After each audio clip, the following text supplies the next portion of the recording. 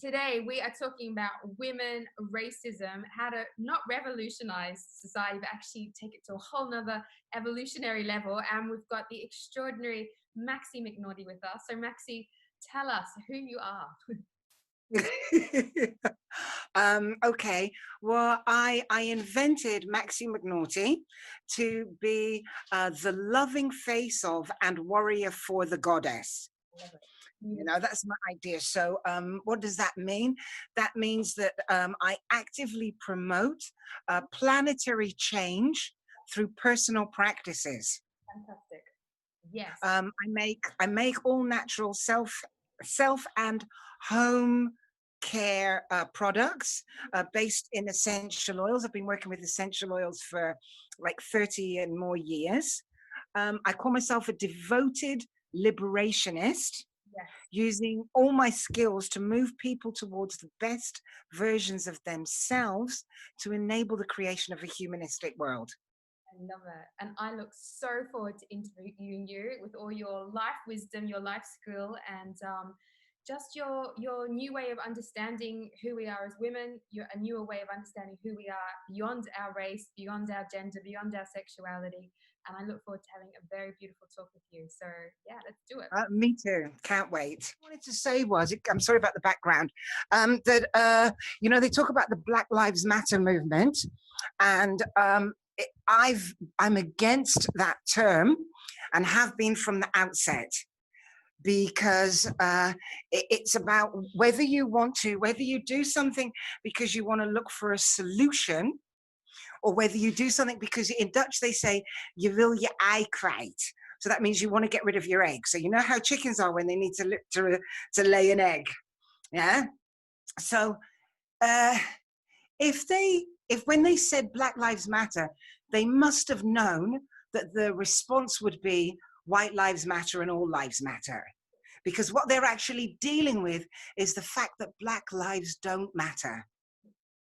So if they've called the movement that, yes, then they would have opened the discussion, right? You cannot open a discussion by accusing and blaming. And that's what the BLM does. So I loathe that term. I am not a part of Black Lives Matter, not because I don't think they do, but because I think that the onus is on us to find ways to describe what we need in a way that allows you to facilitate us. Exactly. Because that's what we need to move forward. Black people need white people to facilitate that. And you won't get it by attacking the people that you want help from. Yeah, completely agree. So just my whole thing is, it's like, no, badness, fuck the Black Lives Matter. That's not what it's about. The issue is the Black lives don't matter. That's what we're seeing. That's what we need to talk about. Yes. So the new way of actually working through this whole issue is able to come to the forefront and just pick it and talk about it, and where does it work, does it not work, how can what are we doing that we think we're doing right, but actually we're not doing right? Do you know, like exactly that? Right? So if I say Black lives don't matter, Black lives don't matter, right? You're not going to say white lives don't matter either. Yeah. And even if you do, then I'm going, okay, cool, join my struggle. Yeah, exactly. Got it. As a person who's going blind, it is my responsibility to teach sighted people how to treat me. Yeah. And that, when she said that, I was like, wow. And obviously as a Black person, there's a bit of me that goes, I don't want to be teaching white people all the time. But it's like, if I don't teach them, who's teaching them? Exactly. And it's about, and that's that whole thing with everything that we said. When you hold your pain, when you can hold your pain and own your truth, I'm a racist because I choose to be a racist because the alternative is too scary for me. But that doesn't mean I'm a bad person. It just means you're an honest person. You have you've just opened the door for the possibility of change. Absolutely. racism. So, you know, like when we spoke yesterday, I said to you, the starting point and the most important place we need to come to is where you can just say, I'm a racist. Yeah. Because to think you're not a racist is to blind yourself to the realities of the system that we're brought up in. Absolutely. You know?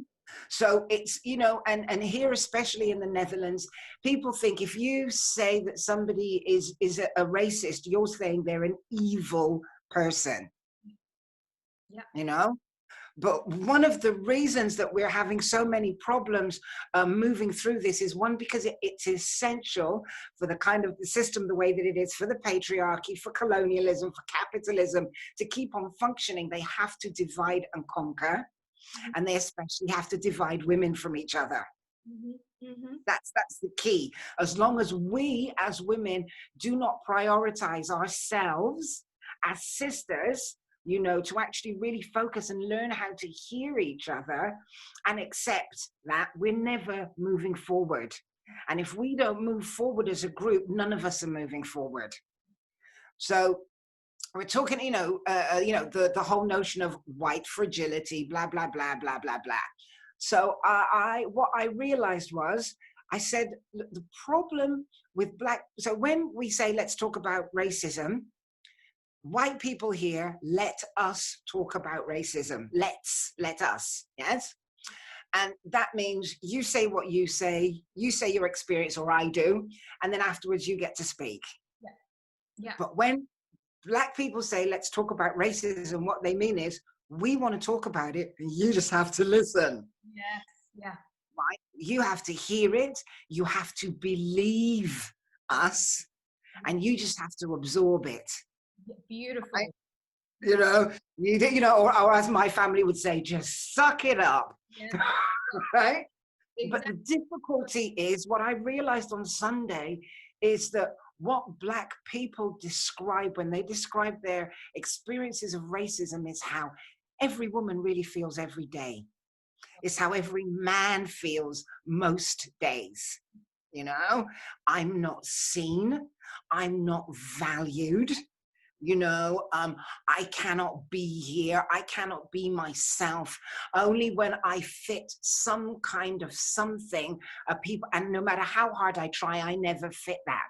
So every time a Black person describes their experience of racism, a white person hears, yeah, but I go through that too. Yeah. Yeah, I have that too. Yeah, I feel like that too. Why does feeling like that make you special? Yeah. Yeah. Yeah? Yeah. And then, yeah, keep going. Okay. So, you know, it's like people say, you know, so this woman said to me, but I feel Black inside too, you know, and that was where our conversation started, right? So when you say you feel Black inside, do you mean that's a good feeling, or do you mean that's a bad feeling? Because if you're saying you feel Black inside and that's some amazing, really wonderful feeling, then you're not feeling Black inside. Yeah, I get what you're saying. Right?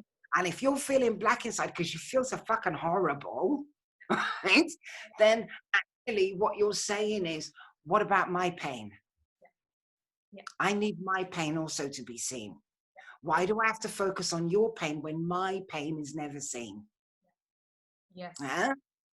It's just like it's a pain, right? You know, and we are not good at holding our pain. No.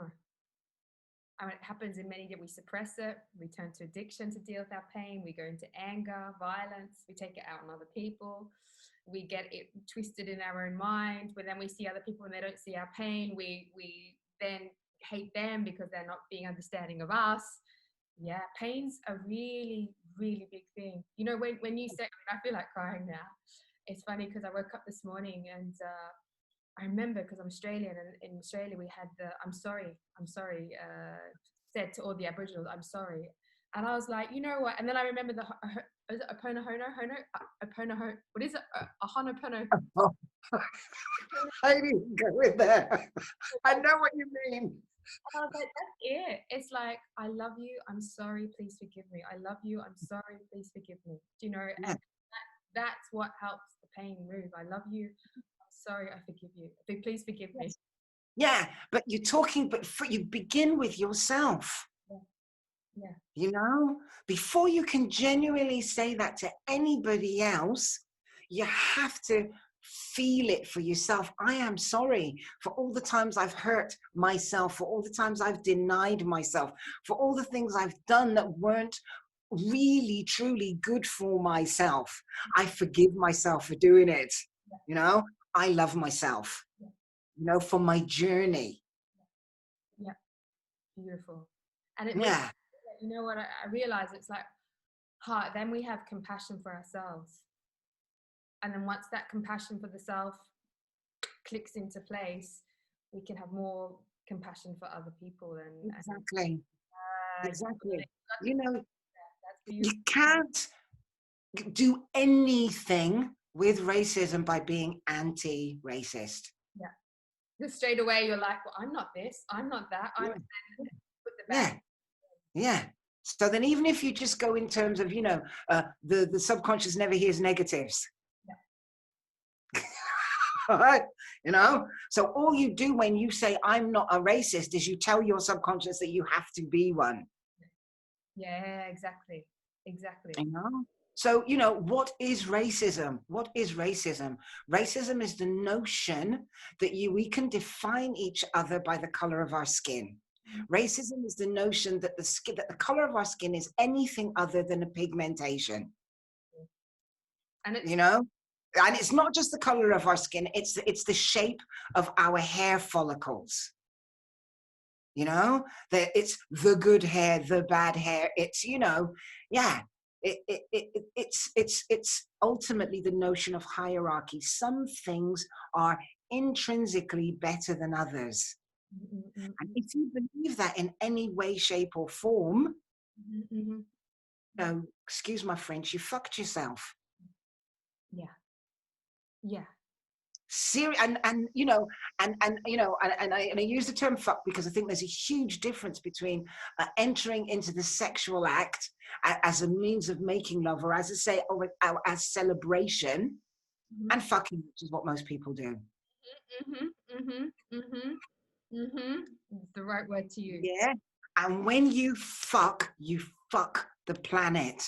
When you fuck, that is the energy that you send into the world. You know, and our spaces of pleasure are the most important things for changing the vibration of the planet. When we can move to a space where no women are being or want to be fucked, and only then can we actually energetically rise. Yeah, my God, I hear you right there. I makes me understand how sacred her own sexuality is so important. Yes, yes.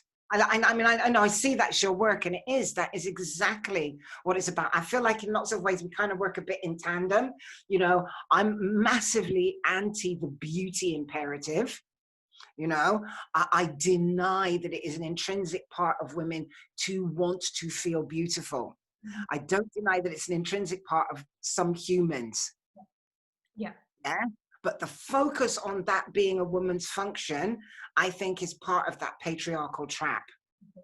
Completely. And then you lower yourself. You think that you can't. This is the only way I can get success is through my beauty. Yes. Yes. If I let someone fuck me, the only way I can get success if I deny who I am. The only way I can get success is if I fit into another system. Yeah, completely. And it was, being authentic back to the self as well.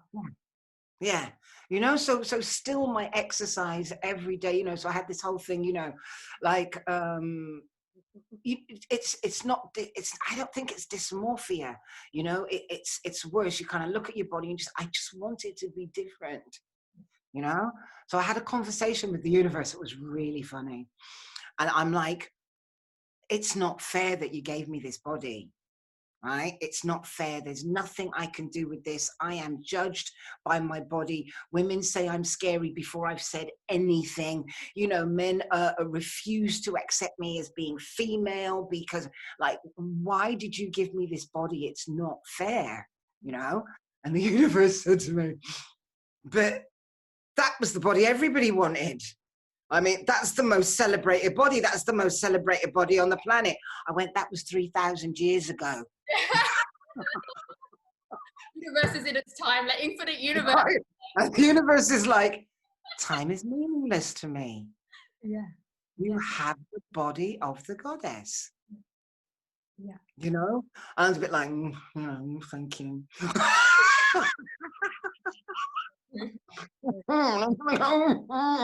You know, so I really, I say to myself, you know, I sing, you know, my body is the body of the goddess. You know? Yeah. And how do you feel about Black women, Black people, how and they're feeling trapped in, I guess, the white racist infrastructure? Let's just call it the norms. You know, we live in a world where the white male is the norm. Right? We live in a world where the vast majority of white people are unaware of the fact that they are a tiny minority of the group as a whole, you know, and the ones who are aware of it feel that that makes them intrinsically at risk or in danger. Mm-hmm. Mm-hmm. You know? We're going to disappear. You know, we're recessive. We need to keep the race pure.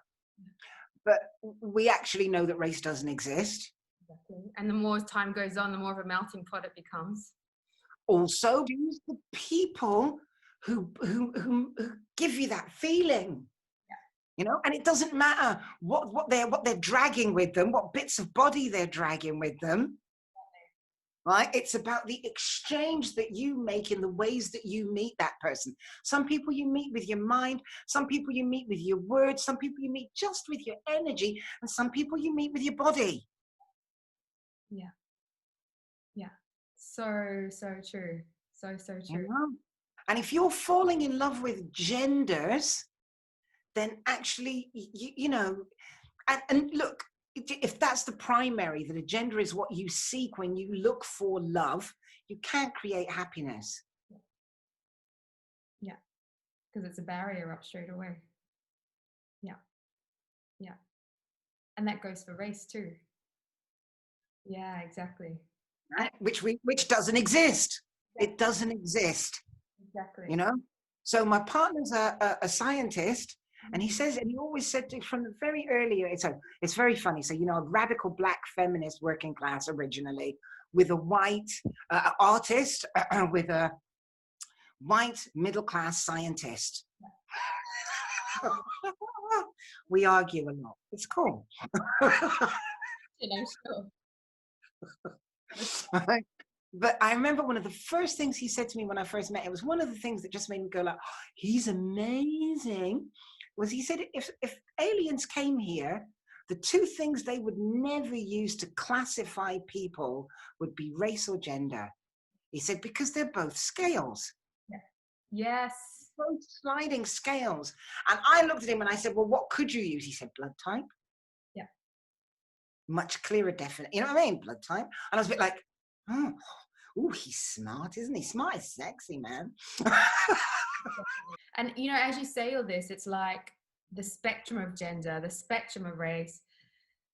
Well, it's a spectrum of sex. Gender's a construct. Okay, yeah, I gotcha. Spectrum of sex, spectrum of race, and then being fluid by just meeting people with their minds, with their hearts, with their bodies. You're describing to me is what we keep coming back to in our spiritual path of the time of oneness, like moving beyond all the barriers, move beyond all the constructs, moving beyond even the pain of other people, moving beyond the judgments, moving beyond the labels, and trying to find that common connection, which is love. And then which brings us back to your original point. If you can't love yourself, then how can you move through those other barriers? So and that's not, yes, it's like, because you say getting beyond, and I think it's about the journey through. Beautiful. Yes, tell us more about right. You know, I mean, life in itself is that destination. You do have to have your eye on where you're going, but actually it is about the journey. It's about moving, not getting beyond other people's pain, but being able to move through it with them. Okay, yes. Being able to move through it with your pain. And when you can hold your pain, you can allow others their pain. Yeah. Yeah. Like you don't go beyond it, you go through it. Yes. And I think that's really, sometimes we don't know how to do that. I don't know often, especially when we come back to the topic of race and the pain that some people have because of their race or whatever. It's been so, it's not an issue, let's not talk about it. That conversation or that journey through the pain, I don't know what to do. You know, I'm a therapist and I know how to hold space. Breathe and cry. Yeah. Breathe and cry. Yeah. Right? Because we live in a society that denies us our tears. Desmond Tutu said, I laugh easily, so I cry easily. And I was like, love you, Desmond. That's the one. You know, we need to cry. Men need to be able to cry. Boys need to be able to cry. Women need to allow themselves their tears for the little daily things. Yeah. And we need to breathe. Yeah. Yeah. Yeah. And that'll get you through everything. Absolutely. Absolutely. Yeah. No more is asked. Yeah, no, it's true. It's so true. Yeah. Right? Because what happens when you're like, I don't know what to do? I feel hopeless. Yeah. Cry. Yeah. Cry for yourself. Feel different afterwards. Yeah. I'm not saying you'll feel better, but you will feel differently. And that's the whole thing. It's about marking the changes. It's about holding the changes. Absolutely. Yeah. Absolutely. And what do you feel as a society we're doing right to kind of move past these barriers between race? Right? Is that your question? Yeah, like nothing. Okay, good. But tell me why.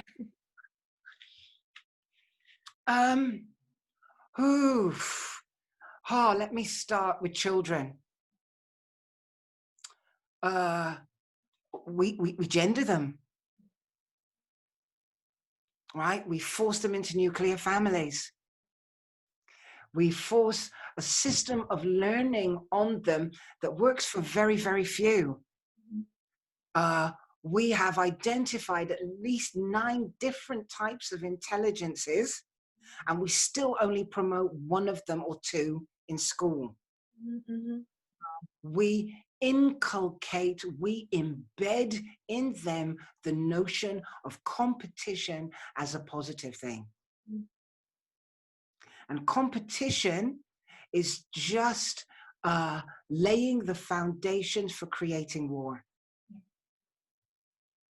Yeah, all competitive sport, all of it. Yeah, you know, taking children to football matches and the amount of abusive hatred that is normal. That's a football match. Yeah. And if you can say as much as you like, we're just focusing on the skills. We're just focusing on the skills. It's like, no, you're not. Mm-hmm. You know, when it's about somebody for every and our winning society. Yeah. You know, 1 minute, 1 winner necessitates a minimum of what, 5 losers? Yes. Yeah. Or what, or 2 losers, you know? For that 1 winner, you've created usually 150 utterly miserable people. And that's happening all the time. Every day, every minute, every minute of every school day. Right? This is how you have to be if you're a girl. This is how you have to be if you're a boy. This is what you're allowed to do. This is what we're going to look a bit sideways if you do, right? You know, we put all of our children into this place where they have to form themselves into the perfect shape for a society that we already know doesn't work for any of us. So you're up to a societal revolution. An evolution. You Evolution. know, a revolution is revolving. It brings you back to the same point. Yes. And then you're back there again, fighting for the same thing. Back there again. Yeah. Yeah, you know, because if I say, you know, you know, people say, I don't want a matriarchy. You're always going on about the patriarchy. I'm like, yes, I do. I said, however, I'm not interested in a matriarchy either. I want a world that works matrilineally. And how that's worked out, I don't really care, and it's not my business to work it out because I'm not going to be there. But what I can tell you is that the core of how the society has to function is with the mother owning her body and her children, and not, you know, and that your children are, as they say, as Khalil Gibran said, your children are not your children. They are the sons and daughters of life longing for itself. Beautiful. They come to you, but they are not for you. And though they are with you, they belong not to you. So true. So true. Yeah. And we all quote that and we all go, wouldn't it be beautiful? And then we don't do it. But also reminds you that that's what we need to embrace with other people too, that whole feeling towards your friends, towards, you know, not just your children as well. Because then people can be free to be who they need to be at any one time, do you know? Free to compromise, free to be guided.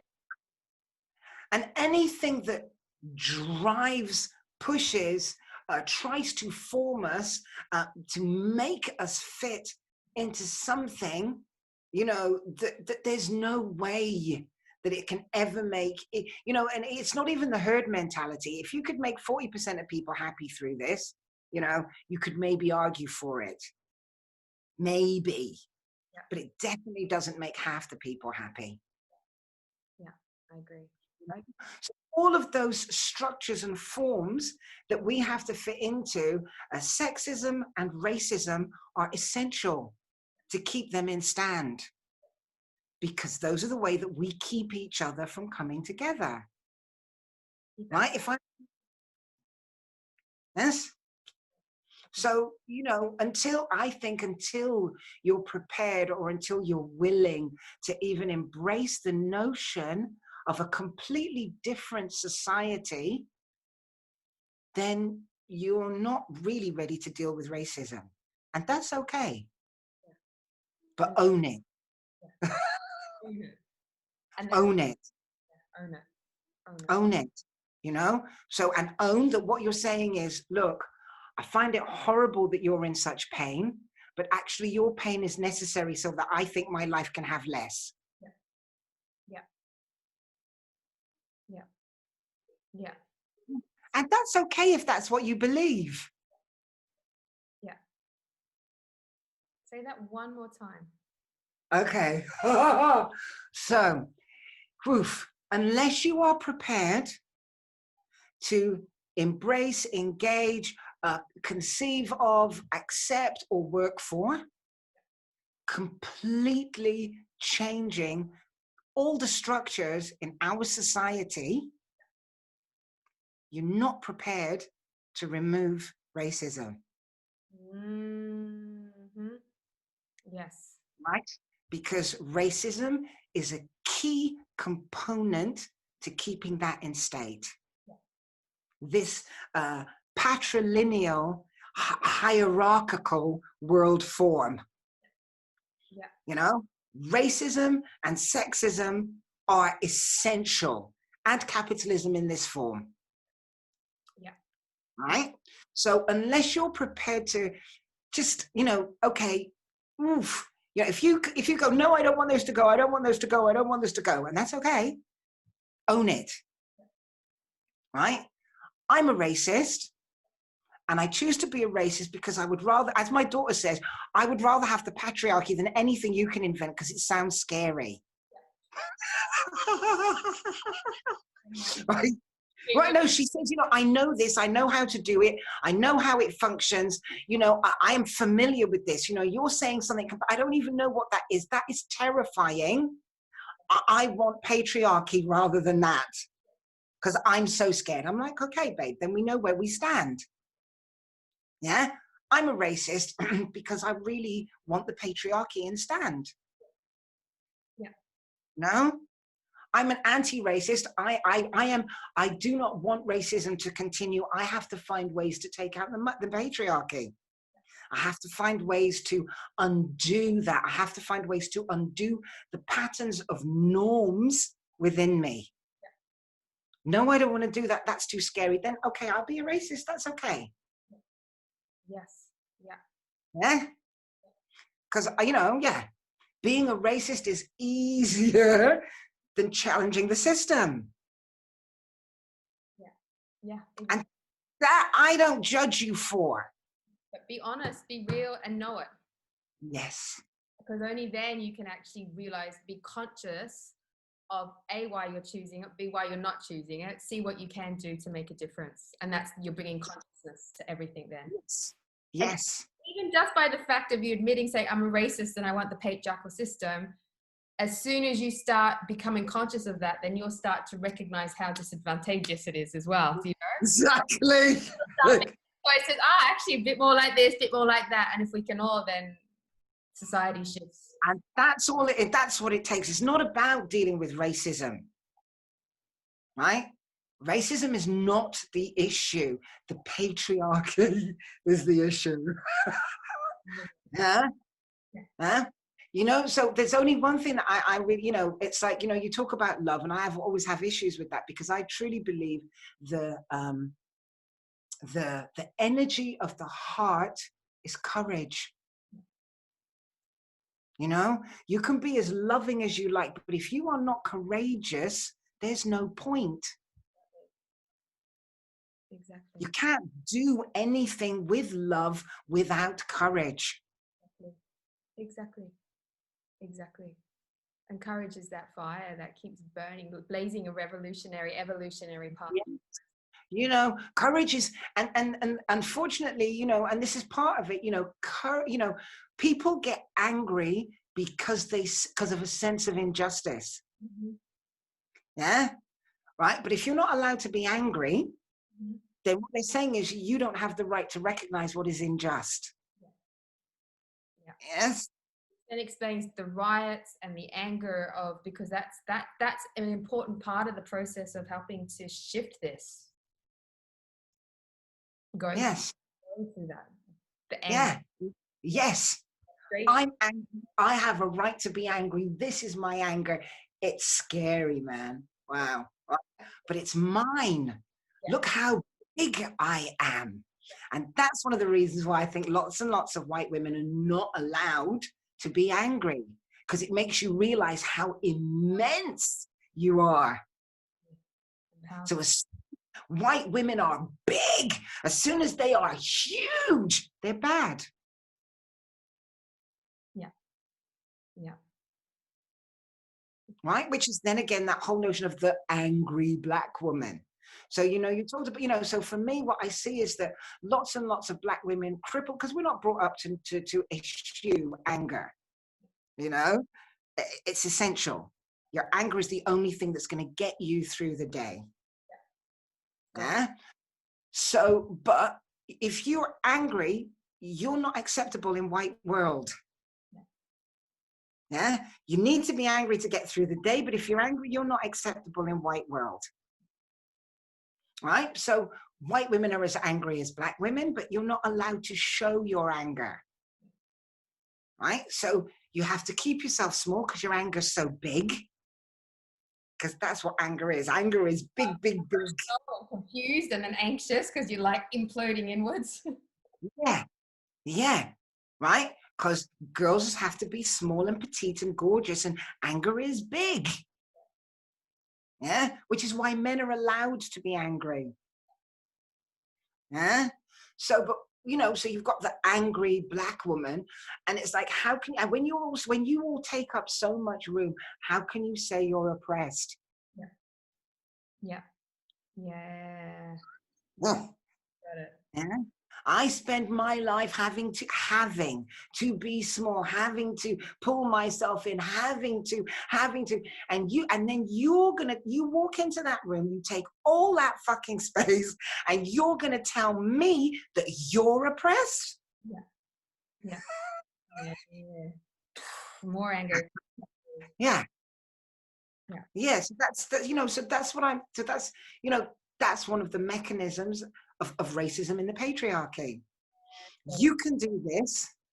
Yeah. And you have to do that. Yeah. It's very And true. then you set them against each other.